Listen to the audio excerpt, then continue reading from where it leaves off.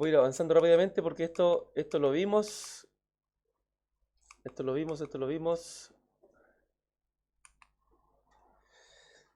Si no sabes dónde está el propósito de la carta, vaya al capítulo 5 y verso 13.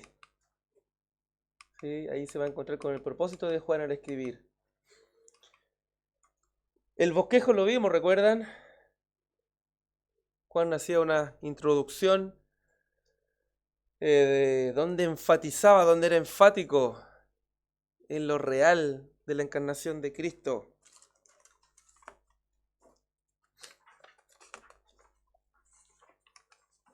Luego de eso vimos que Juan hacía una pequeña meditación sobre la seguridad que tiene el creyente, los que están en Cristo andan en luz, los que están en Cristo son perdonados y los que están en Cristo obedecen su mandamiento acerca del amor. Eso lo veíamos del capítulo 1, verso 5 al capítulo 2, verso 14. Todo esto está ahí en su tríptico igual. Es lo mismo que estoy proyectando. Las evidencias de la gracia. Recuerden que los creyentes eran vencedores en Cristo.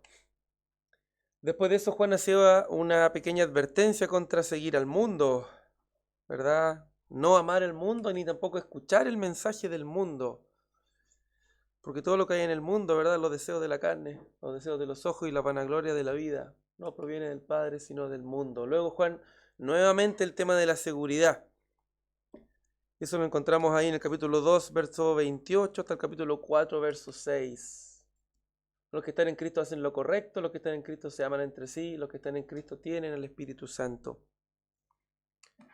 Y al final Juan nos exhortaba al amor y a la fe.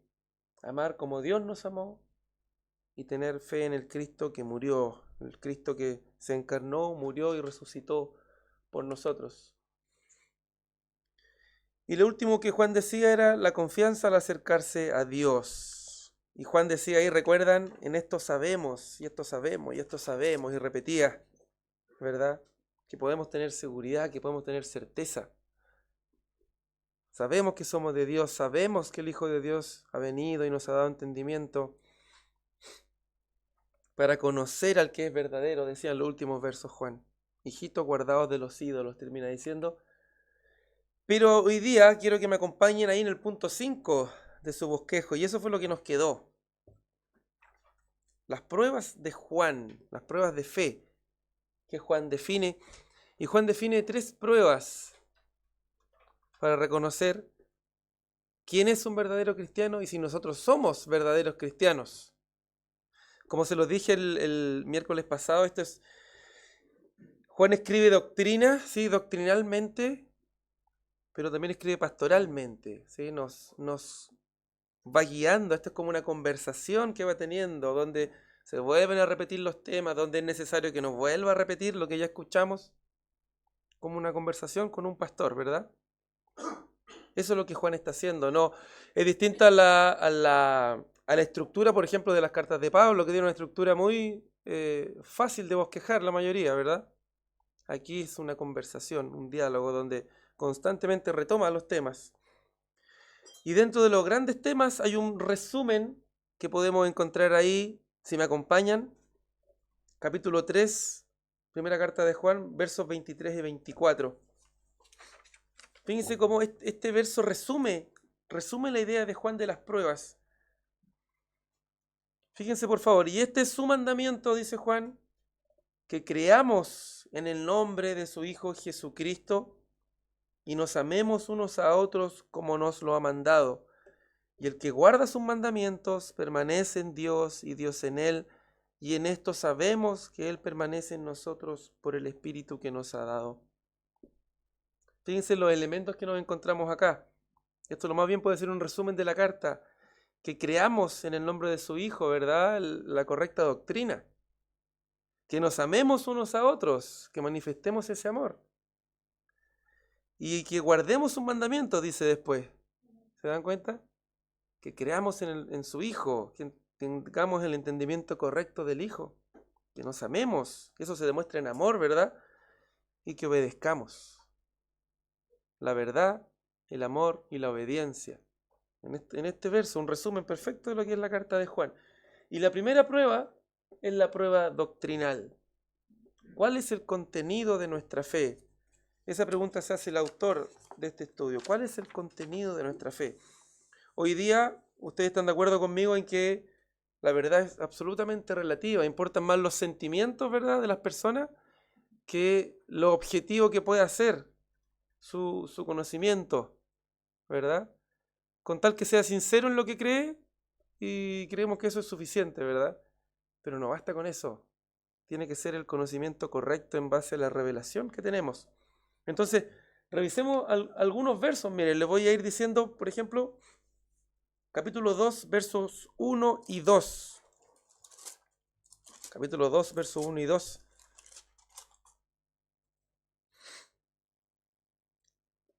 Dice: hijitos míos, estas cosas os escribo para que no pequéis, y si alguno hubiere pecado, abogado tenemos para con el Padre, a Jesucristo el justo. Jesucristo es nuestro abogado.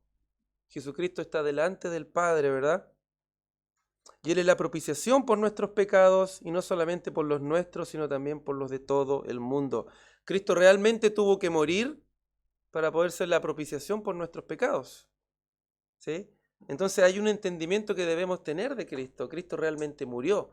Cristo realmente derramó su sangre. Cristo realmente vino en un cuerpo de carne. Por lo tanto, eso debemos entenderlo. Cristo realmente murió. Si seguimos avanzando, mismo capítulo 2, versos 22 y 23. ¿Quién es el mentiroso?, pregunta Juan, sino el que niega que Jesús es el Cristo. Este es anticristo, el que niega al Padre y al Hijo. Todo aquel que niega al Hijo tampoco tiene al Padre. El que confiesa al Hijo tiene también al Padre. Negar a Cristo, entonces, negar al verdadero Cristo, es negar al Padre. Yo no puedo tener una relación con el Padre si no tengo una verdadera relación con el Hijo, si no entiendo correctamente quién es Cristo, ¿verdad? ¿Se dan cuenta que el contenido de nuestra fe es importante? Lo que la Escritura revela es importante que lo entendamos. Capítulo 4, versos 2 y 3.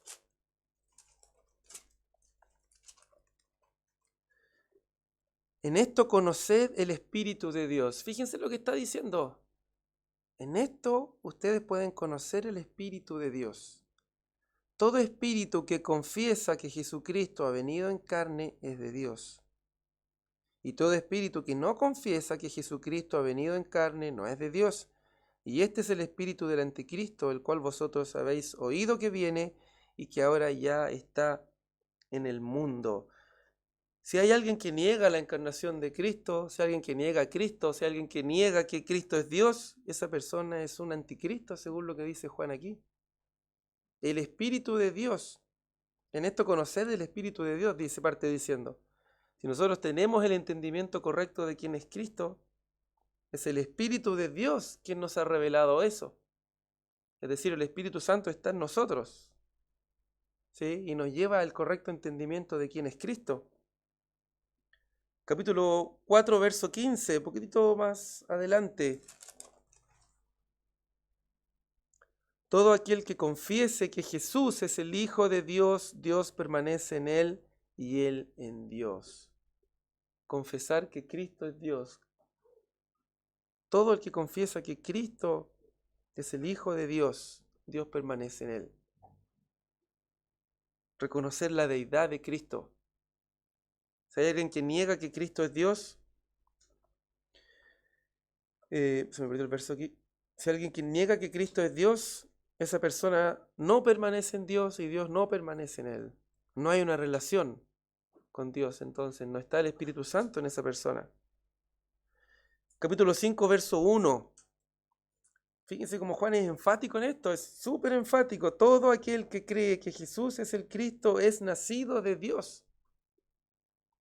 ¿Se dan cuenta cómo esta es una evidencia que ya deja fuera a muchas personas que niegan que Jesús es el Hijo de Dios, que niegan que Cristo es Dios, o que niegan la Trinidad, ¿verdad?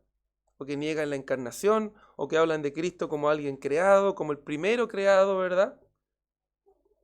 ¿Se dan cuenta? Todo aquel que cree que Jesús es el Cristo es nacido de Dios. Si yo no tengo un entendimiento claro de quién es Cristo, entonces no he nacido de Dios. Y todo aquel que ama al que engendró, ama también al que ha sido engendrado por él. Fíjense cómo también está relacionado el amor ahí. Tengo el entendimiento correcto de quién es Cristo y esto me hace amar, ¿verdad?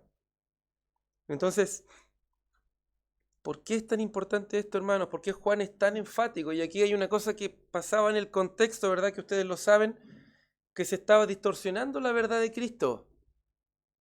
¿Sí? Los filósofos griegos, ¿verdad? El gnosticismo, con su enseñanza del docetismo, ¿verdad? Que hablaba de este Cristo como una ilusión, como una apariencia, como una imagen, como una emanación, que negaban el cuerpo de carne de Cristo.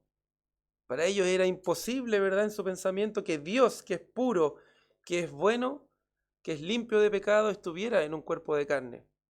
Por lo tanto, para ellos era imposible esto y lo negaban. Pero nos encontramos con Juan que dice todo lo contrario. Cristo realmente vino en carne, Cristo realmente se encarnó y Cristo realmente es Dios. ¿Cómo podemos entender eso? Dos naturalezas en una persona es difícil de entender, ¿verdad? Pero eso es lo que la Escritura revela. ¿Y por qué esto es tan importante? Porque sin un mediador completamente humano y completamente divino no podemos tener el sacrificio expiatorio por los pecados. Si no tenemos a este Salvador, ¿verdad? Que es Dios y que es hombre, no nos puede representar ante el Padre.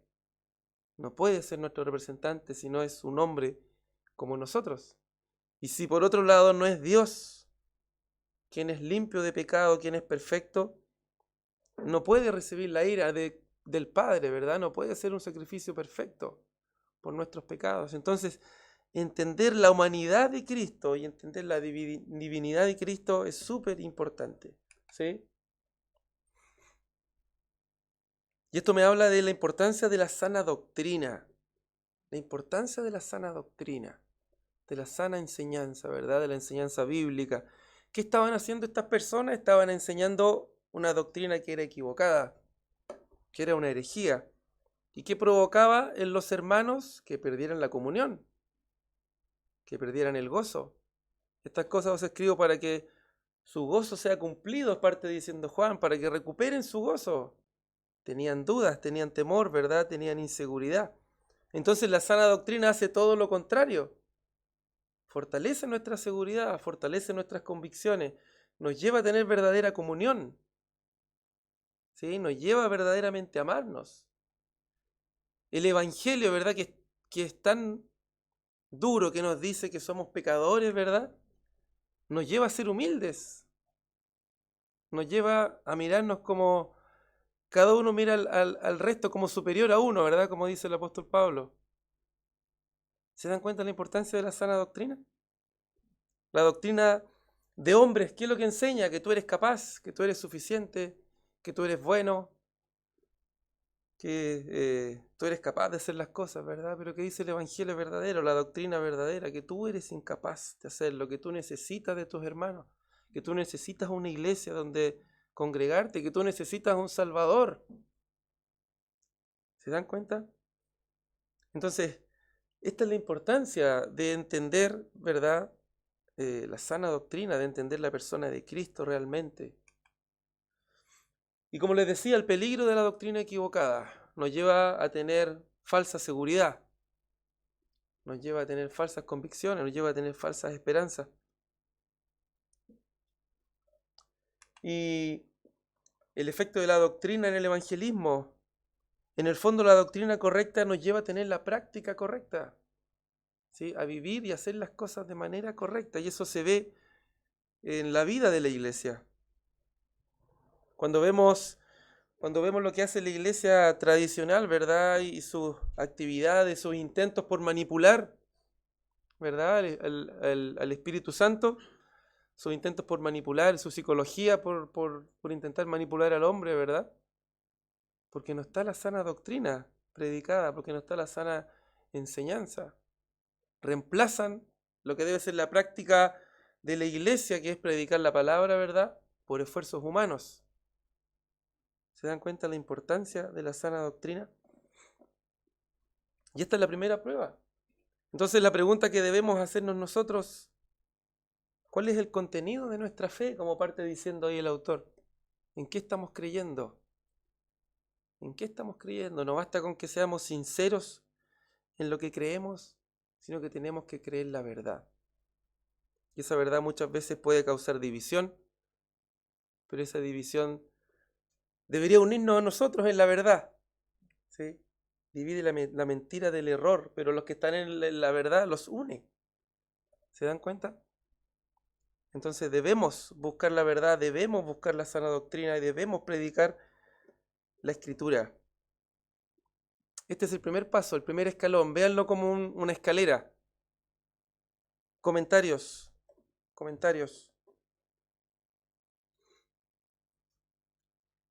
O preguntas, u opiniones, u aportes.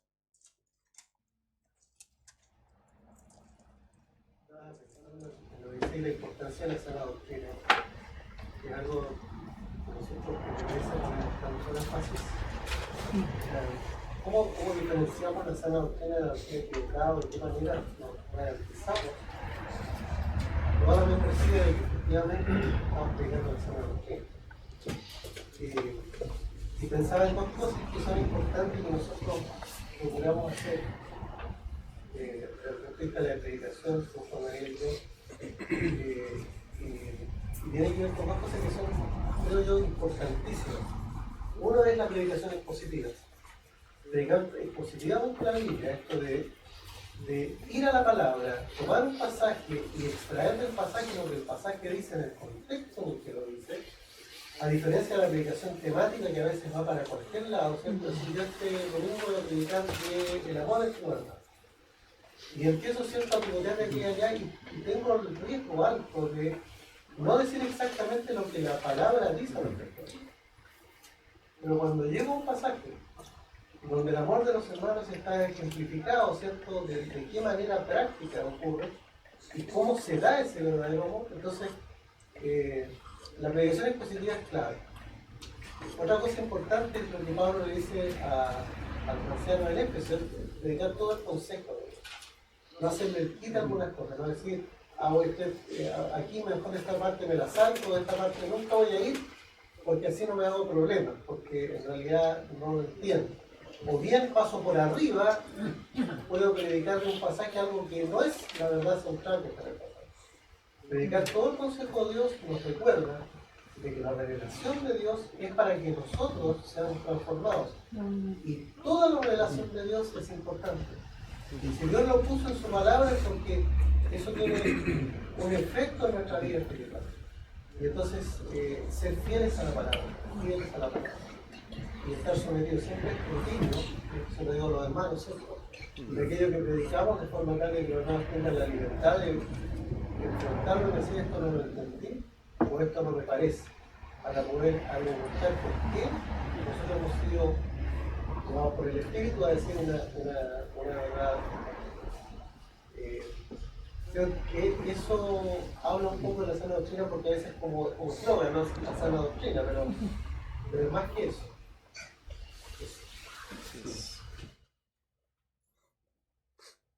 ¿Algún otro comentario, hermanos? Estamos en la primera prueba de la fe. ¿Pasa esta primera prueba, hermano? ¿Tienen entendimiento correcto de Cristo? Si es así es porque el Espíritu Santo se lo ha revelado.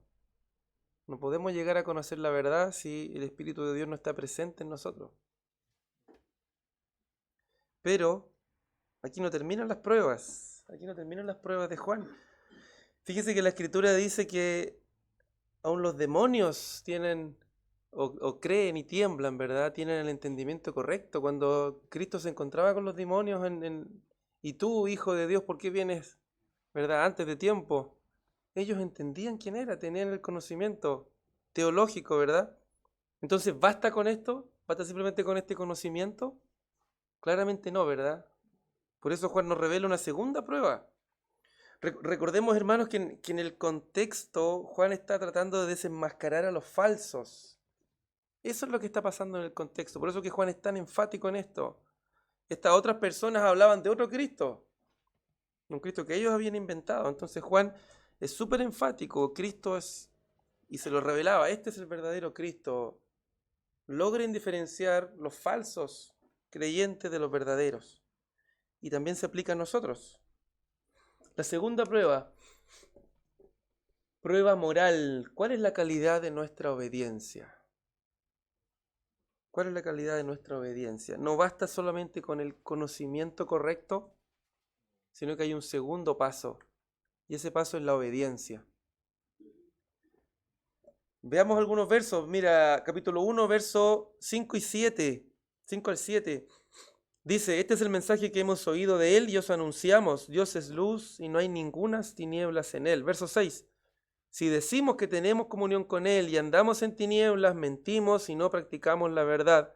Pero si andamos en luz, como él está en luz, tenemos comunión unos con otros y la sangre de Jesucristo, su Hijo, nos limpia de todo pecado.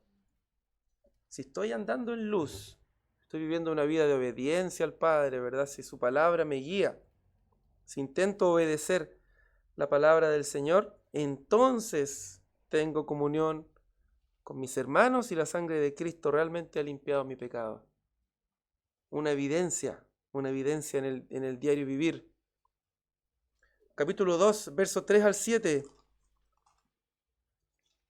Y en esto sabemos, fíjense lo enfático que es Juan, en esto sabemos que nosotros le conocemos si guardamos sus mandamientos. ¿Cuál es la evidencia de que usted conoce a Dios? De que guarda sus mandamientos. ¿Saben ¿Se dan cuenta lo sencillo, lo simple que es Juan para decirlo, lo directo que es para decirlo? Verso 4. El que dice, yo le conozco y no guarda sus mandamientos, el tal es mentiroso, y la verdad no está en él. Pero el que guarda su palabra, en este verdaderamente el amor de Dios se ha perfeccionado. Por esto sabemos que estamos en él.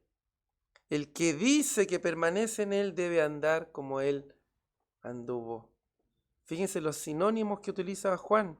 Andar en luz, guardar su palabra, andar como él anduvo. Todo esto apuntan a lo mismo, ¿verdad? A una vida de obediencia. Verso 15 del mismo capítulo 2, 15 al 17. No amar al mundo. No améis al mundo ni las cosas que están en el mundo. Si alguno ama al mundo, el amor del Padre no está en él.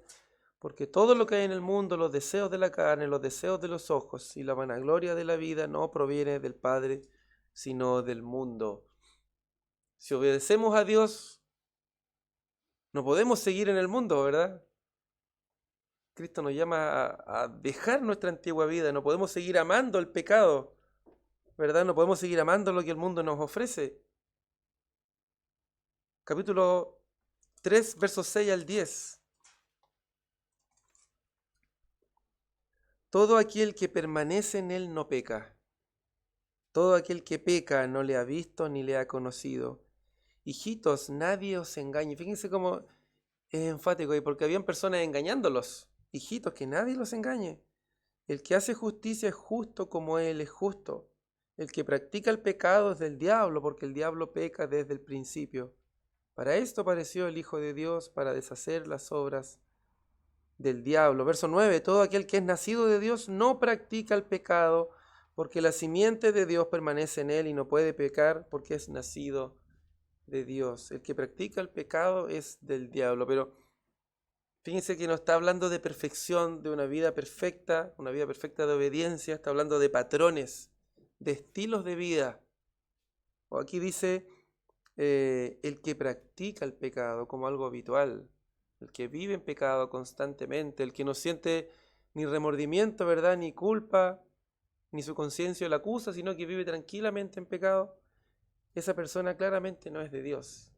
Esa persona claramente no ha nacido de Dios. Esa persona claramente no tiene la simiente de Dios. Porque si tiene la simiente de Dios, verso 9, no puede pecar porque es nacido de Dios. ¿Verdad? Ese aborrecer cada vez más el pecado, ¿verdad? Ese sentirse miserable cuando pecamos y tener que ir al Señor en oración y arrepentimiento, ¿verdad? De eso es lo que está hablando Juan, de una vida distinta a la vida del mundo, distinta a la vida que teníamos antes en el mundo, ¿verdad? Capítulo 5, verso 18.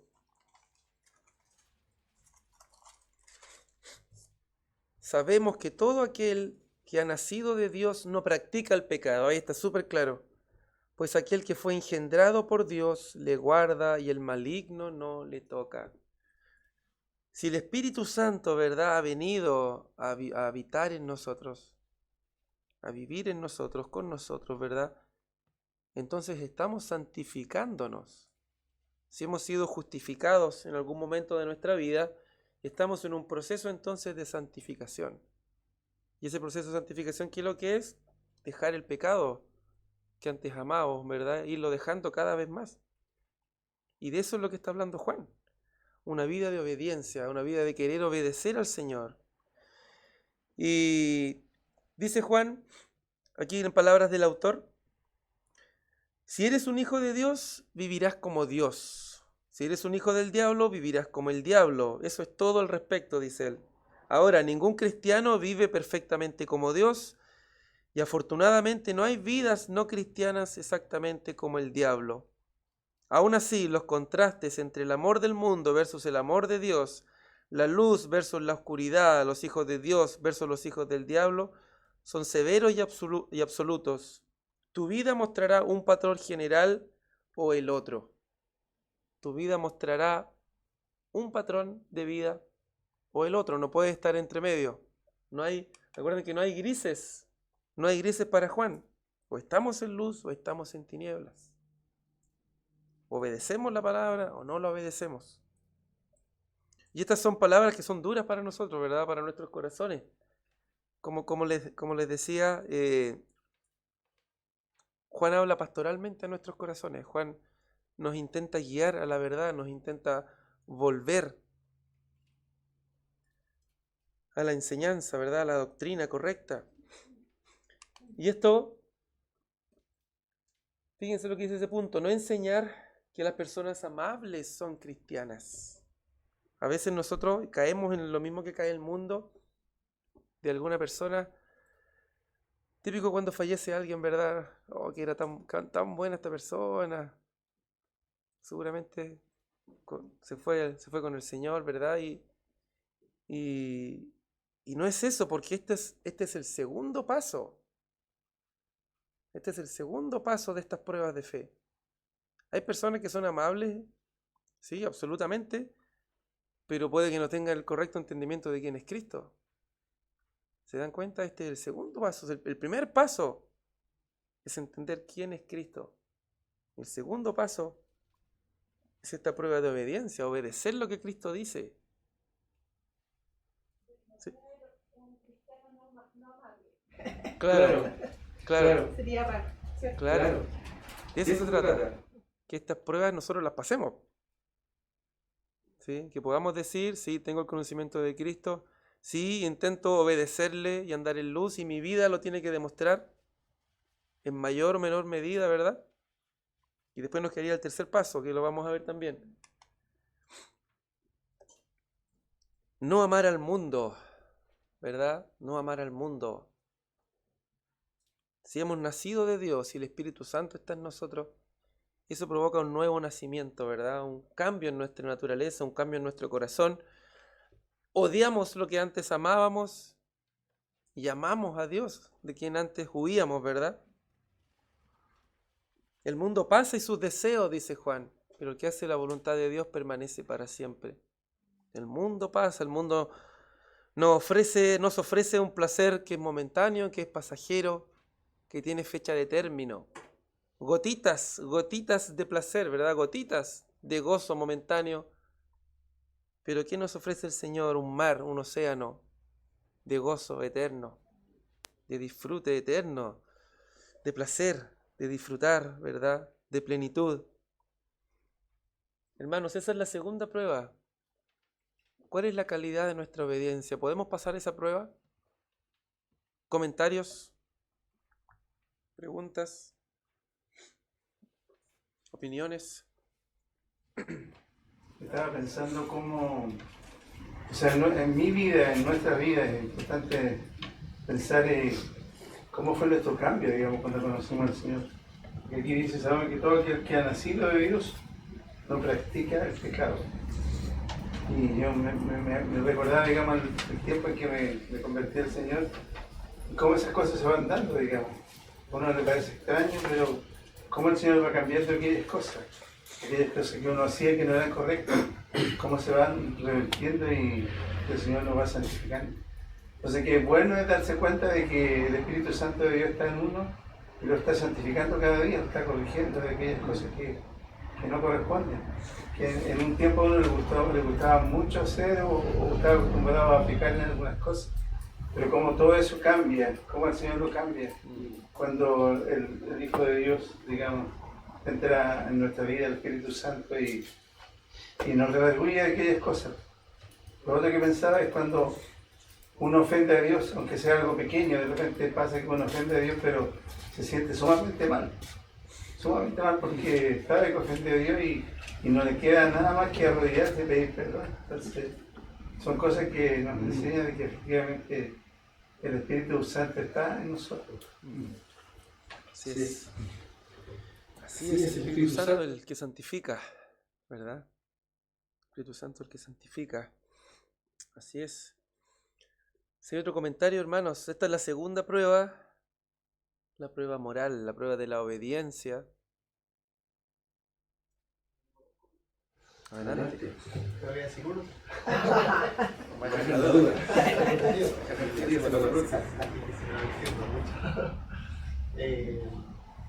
Estaba pensando en creo que el primer versículo o en realidad en todos.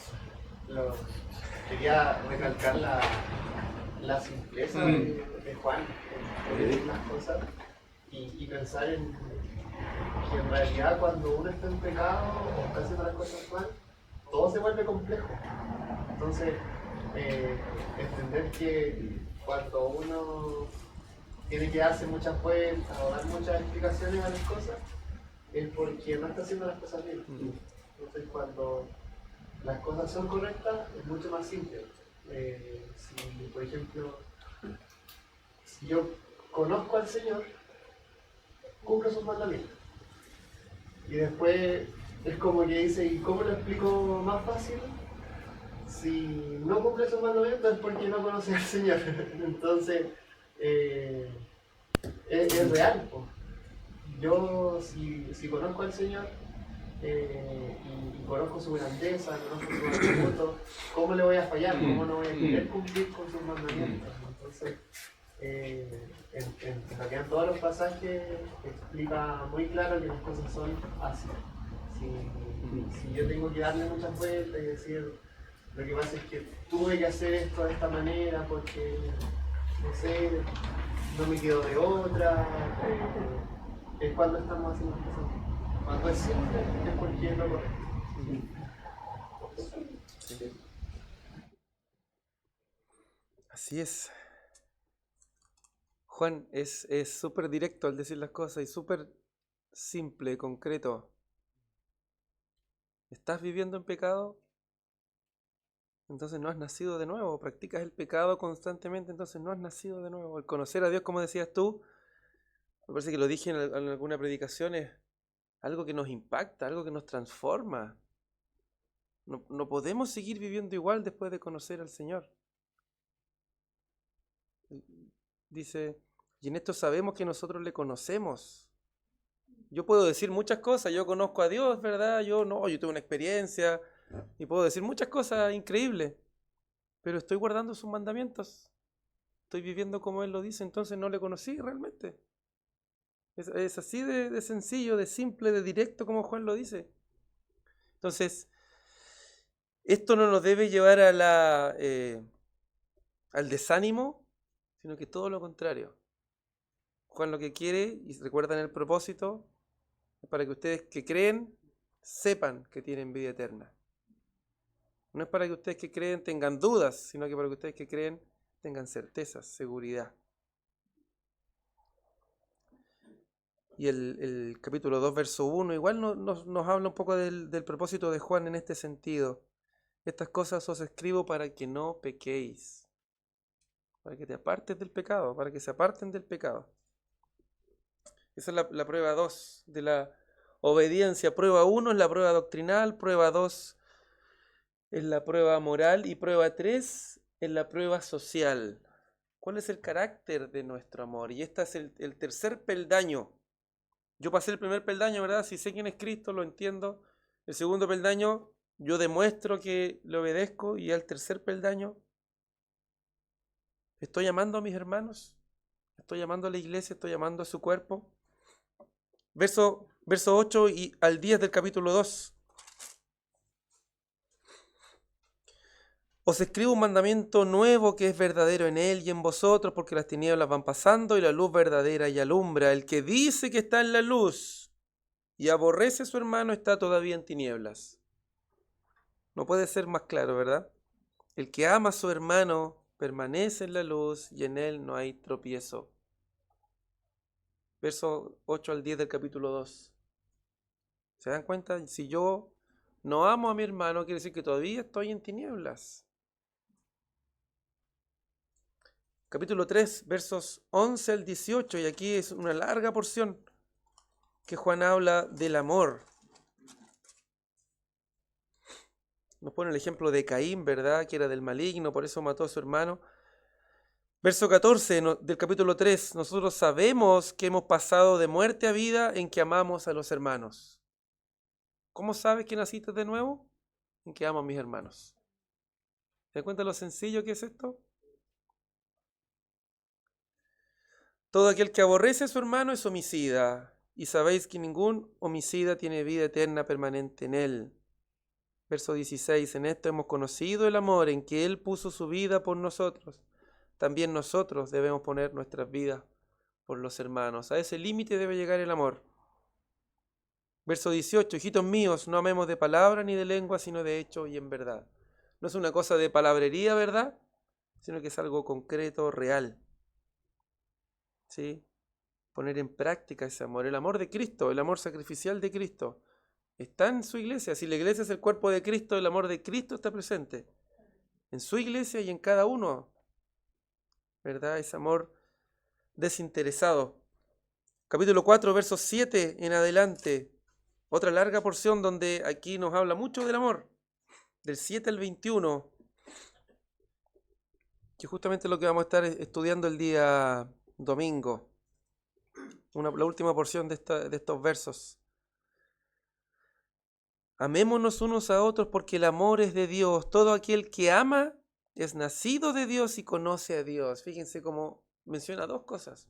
Todos los que aman, hablando de los hermanos, ¿verdad? Todos los que aman a sus hermanos han nacido de Dios, han nacido de nuevo y han conocido a Dios. Conocer el amor de Dios. El que no ama no ha conocido a Dios porque Dios es amor. Conocer el amor de Dios, tal como el apóstol Juan, ¿verdad? Debería trastornarnos, impactarnos, ¿sí? Dios nos ha amado, Dios nos ha amado. Si entendemos quién es Dios, eso debería impactarnos. Dios me ha amado a mí.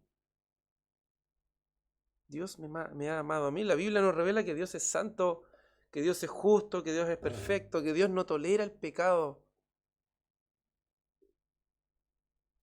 Que su justicia debería habernos fulminado la noche que recién pasó, ¿verdad? Pero Dios me amó. ¿Cómo es eso posible? Eso debería realmente impactarnos. Por eso que Juan dice, todo aquel que ama es nacido de Dios y conoce a Dios. Ha conocido este amor. Y este amor le ha impactado. Hay mucho más que puede leer que habla del amor. Verso 20, leamos el último verso 20 del capítulo 4. Si alguno dice, yo amo a Dios y aborrece a su hermano, es mentiroso. Fíjense, no sé, no puede ser más claro. Yo digo, sí, yo amo a Dios y todo, ¿no es cierto? Pero no quiero estar con mi hermano en la iglesia, no. Son muy difíciles de amar, mi hermano, no, mejor lejitos. Tal persona es mentirosa, dice Juan. Pues el que no ama a su hermano, a quien ha visto, ¿cómo puede amar a Dios a quien no ha visto? Si no amas el cuerpo de Cristo, ¿cómo vas a amar a Cristo? El amor, como esa prueba sublime, ¿verdad? De haber nacido de nuevo. Amar a los cristianos es un fruto esencial de la fe verdadera, como lo hemos estado diciendo. Si la naturaleza de Dios es amor, y nosotros hemos nacido en base a esa naturaleza, ¿verdad?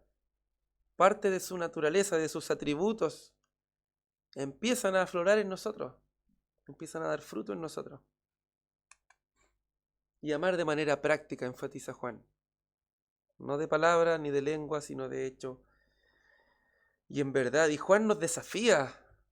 Nos decía recién en el capítulo 3, verso 18, pero el que tiene bienes de este mundo y ve a su hermano tener necesidad y cierra contra él su corazón, ¿cómo mora el amor de Dios en él? ¿Cómo va a estar el amor de Dios presente en alguien que se cierra a ayudar a su hermano? No amemos de palabra ni de lengua, sino de hecho y en verdad. Y no hay opciones intermedias, ¿eh? No hay excusas. No hay excusas, aunque seamos difíciles. Aunque usted pueda decir, oh, qué difícil de amar a este hermano, ¿verdad? El pastor, me cuesta. Pensar en que nosotros sí que éramos difíciles de ser amados, ¿verdad? Nosotros sí que era difícil que fuéramos amados. En pecado, desobedientes, ¿verdad? Ofensivos contra Dios. Y Dios nos amó. ¿Qué más difícil que eso? Dice aquí el autor, no hay opción intermedia con Juan, no hay opción de amar a los hermanos con los que te gusta estar o con los que eres capaz de tolerar. No, puedes creer toda la doctrina correcta que quieras, leer todos los libros cristianos correctos, tener una vida exterior recta, de obediencia. Sin embargo, si no amas al pueblo de Dios, no eres cristiano.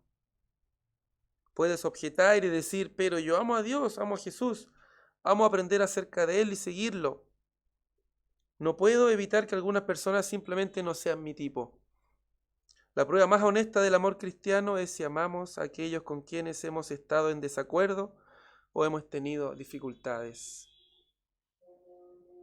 Parte del plan y del trato de Dios es que nos amemos entre nosotros y que nuestras diferencias nos enseñen, ¿verdad? Nos moldeen. Sería facilito si todos pensáramos igual, si todos nos lleváramos bien. Pero parte de que el carácter de Cristo se forme en nosotros es que aprendamos a tolerarnos, a perdonarnos, a ser misericordiosos unos con otros como Cristo o como Dios fue con nosotros. Esas son las 3 pruebas, hermanos, que Juan nos plantea en toda su carta, y si se dan cuenta las va repitiendo una y otra vez, y otra vez, y otra vez. ¿Y esto para qué? Para que nos probemos a nosotros mismos, para que nuestro corazón sea aprobado. Lo que quiero que... No sé si hay algún comentario, hermanos, antes de ver lo último. ¿Algún comentario de estas 3 pruebas? ¿O de alguna en particular? Del otro lado, porque claro, es un punto importante saber que si amamos a Dios, nosotros también tenemos que amar a los otros. Y si no lo estamos haciendo, es porque no amamos a Dios, porque no lo conocemos. Pero también dice que todo el que ama a Dios. Entonces, si, no sé, uno puede ver, si yo tengo unos amigos, están casados, no son cristianos, pero llevan 20 años y uno ve el amor que tienen entre ellos. Es fuerte pensar en que ellos nunca han amado a Dios. Entiendo que acá se habla del amor ágape.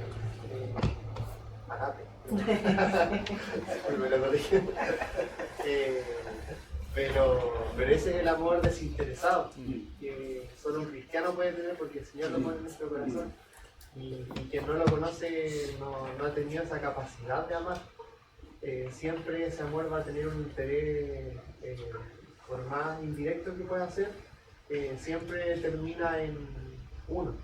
Cuando yo amo a cierta persona es por lo que me da esa persona, por lo que yo siento de esa persona, como a mí me hace crecer. No va más allá. Hay un interés de por medio, hay egocentrismo, aunque a veces no se note tanto. Quien no cree en Dios no tiene esa capacidad de amar, entonces eso nos debería conmover y siempre nosotros sentir esa necesidad de llevar el amor de Dios. Sí, es importante lo que dice porque uno dice, pero ¿cómo hay personas en el mundo que se aman tanto? Pero y no son cristianos, pero claro, gracias a Dios que nadie vive exactamente como el diablo lo leía recién, ¿verdad? O sea, todavía queda algo de la imagen de Dios en el mundo, todavía el Señor restringe, ¿verdad? El pecado del hombre. Hay cosas buenas que podemos ver en el mundo todavía. Y eso que dices tú puede ser un ejemplo. Pero si le hacemos las otras dos pruebas a estas personas, no las pasan, ¿verdad? No conocen a Cristo. No tienen entendimiento de quién es Cristo. No son obedientes a la palabra. ¿Se das cuenta? Son las tres pruebas que deben estar presentes y ahí uno puede decir, sí, efectivamente, esta persona o yo conozco al Señor. En la iglesia local, aquí. Claro. Pero no nos está hablando de que todos tenemos que ser amigos. Claro. O sea, podemos tener afinidad con uno y ser amigo de uno, pero no necesariamente el otro, pero sí el amor tiene que ser igual, aunque sea yo difícil de amar. La más difícil. Es que no quería gustar a Miguel los chavos. ¿Verdad? ¿Hasta el hermano Miguel? Lo amamos, dijo. Que soportados en amor. Los unos de los otros. A veces hay que soportarse en amor. Yo anoche estaba meditando respecto a esto cuando los fariseos le preguntaban a Jesús cuál era el principal y mayor mandamiento. Y él dice, amarás al Señor tu Dios de todo tu corazón, con toda tu alma, con toda tu mente y con toda tu fuerza. Yo pensaba, eso ya es difícil, porque uno puede ser mentiroso, tiene que verse a sí mismo y decir, estoy amando de esa manera al Señor, de las cuatro formas que menciona. Y yo creo que nos falta, ¿verdad? Con todo el corazón, con toda la mente, con toda la fuerza. Y después dice, y al próximo como a vosotros mismos, o sea, como a nosotros mismos. También meditaba en eso y decía, igual nos falta porque nosotros nos queremos harto, en la mañana nos miramos al espejo y que estamos bien, que nos cuidamos cuando nos pasa algo. Pero el prójimo lo interesa igual, ¿no? Yo meditaba en eso y decía, solamente de Dios puede venir, digamos, que podamos lograrlo, pero de nosotros mismos es muy, muy difícil hacerlo 100%. Claro. Sí, recordar y decir solamente que no hablamos de la perfección absoluta, no hablamos de la obediencia perfecta ni del amor perfecto, pero sí de un cambio de un antes a un después. ¿Sí? Veamos la segunda carta de Juan rápidamente, para que terminemos hoy día, si no. Adelante. Del último que decía, la verdad es que el pastor Eugenio usa una frase que a mí me gusta mucho. Que siempre dice que dice que debemos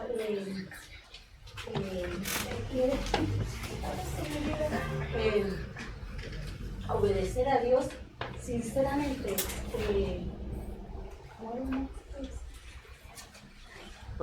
Chao. Claro, Lo podemos hacer, no perfectamente, pero sí sinceramente. Exacto.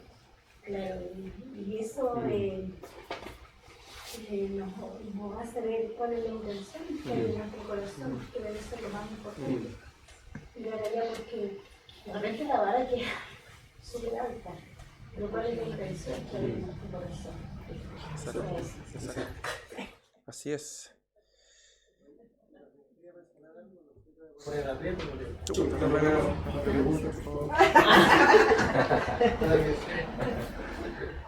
Me llama la atención el enfoque del estudio comparado con lo que tú comenzaste a decir en la serie de mensaje de la primera carta de Pablo.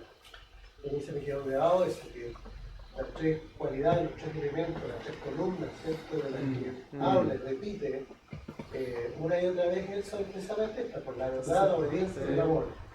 Y es el mismo enfoque de acá, o sea, son los tres elementos que de alguna manera, o sea, de todas las formas, definen la vida cristiana. Esto de la prueba de la doctrina, ¿cierto? Que nuestra fe descansa en la verdad, la única verdad que está en la palabra del Señor. Entonces tenemos conocimiento, como decía el Señor. Pero además, ¿cierto? Requiere de nuestra obediencia, o sea, de nuestra disposición a humillarnos delante del Señor para que el Espíritu nos transforme.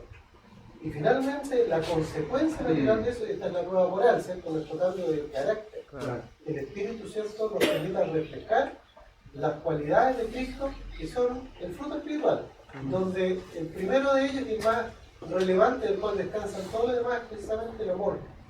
Cuando lo hacemos en el amor, ¿cierto?, desinteresado, que Dios nos mostró en Cristo, nosotros podemos realmente estar en la voluntad de Dios, reflejando verdaderamente a Cristo, haciendo su voluntad, que nuestra vida realmente sea una vida como Cristo nos enseñó y como Dios nos guía a hacer. Ese es como el resumen del Evangelio hecho vida en nosotros. Sí, absolutamente. Veamos esta carta, hermano, es muy cortita, solamente una pincelada. Segunda de Juan. El tema clave aquí, ahí está escrito: los cristianos no deberían apoyar a los que son falsos maestros. Quiero leer estos versos. Verso 7 de la segunda carta del apóstol Juan dice: porque muchos engañadores han salido por el mundo que no confiesan que Jesucristo ha venido en carne. Quien esto hace es el engañador y el anticristo. Recordemos que esta carta, la audiencia, al parecer es una iglesia puntual. Recuerden que la primera de Juan es a todas las iglesias que él de alguna manera pastoreaba. Esta carta es una iglesia puntual. Y al parecer estos falsos maestros eran pastores itinerantes que andaban enseñando su falsa doctrina, ¿verdad? Entonces, por eso el tema, por eso el autor de este estudio describe este tema, que los cristianos no deberían apoyar a los que son falsos maestros, porque ellos seguramente llegaban a un lugar, habían hermanos que los acogían, que les daban hospedaje y ellos traían esta falsa enseñanza. Por eso dice en el verso 10 y verso 11, si alguno viene a vosotros, ¿verdad? Como que llegó donde ustedes y no trae esta doctrina, no lo recibáis en casa ni le digáis bienvenido, porque el que le dice bienvenido participa en sus malas obras. Entonces, Juan aquí enfatiza cuál debe ser nuestra respuesta. ¿Cuál debe ser nuestra respuesta a los falsos maestros? Debemos responder de una forma a los falsos maestros y responder de una forma distinta a los verdaderos maestros. Dice ahí el punto 2, nuestra responsabilidad de asegurar que aquellos a quienes apoyamos en el ministerio sean fieles a la verdad. No podemos estar apoyando a falsos maestros que están enseñando falsa doctrina. Y el punto 1 decía, diferencian la forma en que respondemos a los falsos maestros que proclaman el nombre de Cristo y a los no cristianos comunes. Una cosa es cómo tratamos a los inconversos, ¿verdad? Con amor. Pero otra cosa muy distinta, cuál es nuestra reacción a los que hablan en nombre de Cristo, pero predican a un Cristo o a un evangelio diferente. ¿Se dan cuenta? No podemos participar con ellos, no podemos decirles hermanos, no podemos, como decía Juan aquí, recibirlos en nuestra casa y decirles bienvenidos. Porque el que participa con ellos, participa en sus malas obras, dice él. Y la tercera carta de Juan, esto a grandes rasgos, fue escrita a una persona en puntual, que es una persona de nombre Gayo.